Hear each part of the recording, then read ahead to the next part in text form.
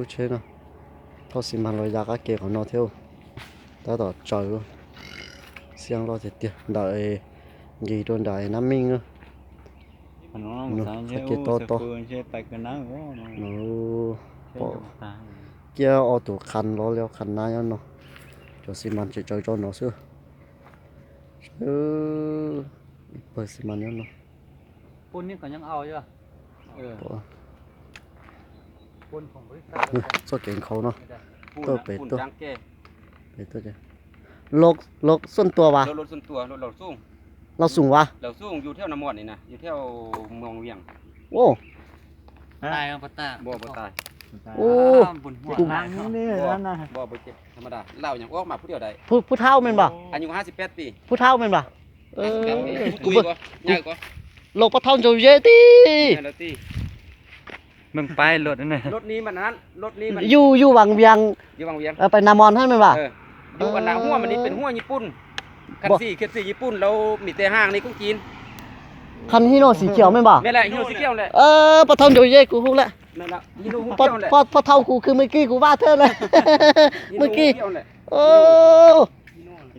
เมื่อกี้กูยังว่าปะเฒ่ากูก็แม่นเธอว่ะ เราเฮือนนี้มันเฮือนจีนนี่ ห่างกับบ้านนี่เราหายก็เปี้ยงนะ เปลี่ยนแม่นแหละเขาเจ้าก็ห้าก็เปลี่ยน โอ้เนาะบ่ได้ชื่อเราอ่ะ ยิ้มไปมันยิ้มไหม เราเดี๋ยวนี้เราอยู่เมืองลูกเมียเรามาฮอดหมดแล้วเมื่อวานนี้เรานี่มาเราเอาไปส่งอยู่สุขสลาน้ำนิ่งนี่เติมน้ำสักยาอยู่นี่เราลูกคนเมียคนมาฮอดเราเอาไปเมือง lúc chơi này thon rồi dễ luôn rồi ลงวันนี้ đã ช่วงมุงหยังกดไฟ nằm mòn đã 5.000 rồi thao xì màn tua rồi cho nên một trái nữa เพิ่นสิขายหมดเลยเนาะทางรถทางปูนแล้วถูกไฟเราอันน่ะสิซื้อเอา pep phảiเลย เดี๋ยวทางปูนเดี๋ยวทางรถเดี๋ยวนี้ sát rồi lá lô phân sẽ khải sao đây นี่มันตาม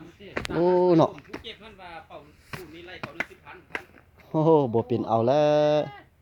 ตามนั้นเคยลมผู้เพิ่นเก็บมาแล้วหยัง ดีแต่หัวตกก้อนกระบ้ามันจึงบ่ตำหัวมันนะหัวมันบ่คาอยู่นี่ถ้าว่าคาอยู่นี่ไปแล้วนะ คือรถอยู่ข้างองค์เองเลย บุญละลาย รู้แล้วอันนี้เป็นพอเอาเขาก็แรงลงนำกันหลายปีแล้ว แต่ว่าเราเขาขายออกหมดแล้วไปดูนี่ร้อนrồi dễ lúc nó tao chỉ dùng nó chứ chỉ dùng dừa liu dùng ta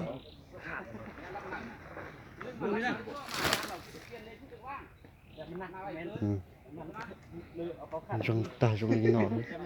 canxi nhiều liu sai sai đâu sao tôi sẽ cực kiệt tôi này trong sự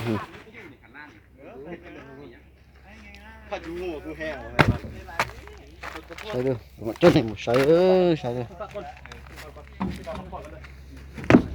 dùng ta dùng rồi sai canxi rồi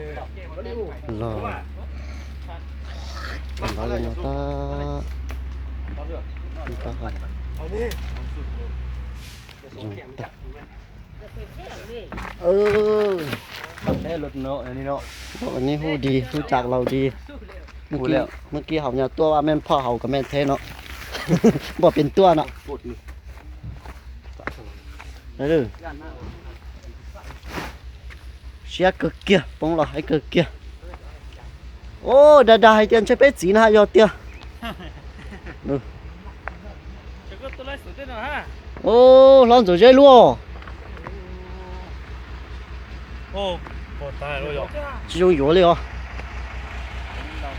ผู้ใดมาเบิ่งรถนี่บ่เลือได้เขาว่าจะว่าบ่เป็นหยังเราจะออกมาผู้เดียวได้สบาย nhưng mà ta xí phở có chưa trả nó ta xí จงหมิงจีซิเนาะอย่าไปเด้อ ไปเขาหมอไปเจอ สดใสเรียนจบเหรอ บ่โดด chỉ đâu ta chỉ mà lúc ta học อยู่ไปลำหัว lúc พุ่น ta น่ะ học tu rồi à ออกมาผู้เดียว nữ yaไปchỉ lúc ta học chơi ta học chơi nhục nó trên đà มา ha สองคนก็ ผู้เดียวมาผู้เดียวเรา เด็ดจะถือเด้อ บ่มีผู้เฝ้ามือแล้วป่ะ ฮะ เขาเจ้ามือเลยป่ะ ผู้เฝ้าน่ะ เจ้าของ ผู้เฝ้ามันค่อยนี่ มอบให้เจ้าเลย ถูกไฟ3คนเฝ้านำกันถูกตำรวจนี่ตำรวจ2คนกับ แล้วเขาเจ้ามือวางเวียงแล้วมือหรอพ่อ ก็อันน่ะมันนี่ลูกเมียเขาเจ้าอยู่เวียงแล้วเขาเจ้ามาทางนี้มาฮอดนี่เราพูดเรานวดสนามอยู่สุขสลานี่เราเพิ่นลูกหลานเพิ่นมาฮอดเรานะเราเอาไปกวดขืนยานจีกระทบกระเทือนหน้าเส้นนี่ ไม่ได้ เพิ่นเดี๋ยวเพิ่นออกมาอย่างนั้น บุญหนึ่งมาละ เรียกขึ้นมา มาหาก็ลงวะลง ลงมื้อวานนี้12 โมงอย่างก่อนซอย โอ้ nó nhớ hắn chín nọ nhưng mà chưa đó มันอยู่เชสซิ่งรู้นะ 12 โมงก่อนซอยมื้อวานนี้ hắn chín nọ giờ giờ chưa sang cục kế nhớ bóng người hắn chín nọ cục kế hành lui อยู่อาใส่ยักษ์ nhá sư อยู่ใส่ยักษ์ cái bóng nhá đâu อยู่เขาจิมุติห้องงานฮะแต่คือเทินชาติอ่ะ hắn sẽ phải nhận trường cầu hình cha nó mong à thì chúng nó ลาเพิ่นว่าเฮ็ดมันไม่เป็นแนวใด ยังว่ากับบ่ฮู้ได้บ่ได้ถามเพิ่นน่ะ ผมมาไล่ลอกหรือว่าเบ้บ่อยู่หรือว่าไล่ไล่ตรงเล่ว่ะอันนี้เป็นซิลเฟอร์คาร์ลงหลายปีแล้วนะเนาะ thâu con thâu เข้าแล้วบ่58 ปีเพิ่นว่า con đi hút đéo โลก12ล้อนี่เพิ่นก็เป็นผู้มีทำอีกเลยเลย โอ้ ít สมัยเพิ่นแรงทางอันนี้ยังเป็นทางดิงแดงเลย เขาเพิ่นรวยเลยเนาะ เออ แล้วก็เรามาเป็นอันนี้ thành ra rồi thành mất nó อืม nó เดี๋ยวนี่เลยจะเข้าไปได้เรียนติดก่อนนี่จะเขาป้าหูจะได้คือล้อจะได้คือสินจัดมาเถอะนะ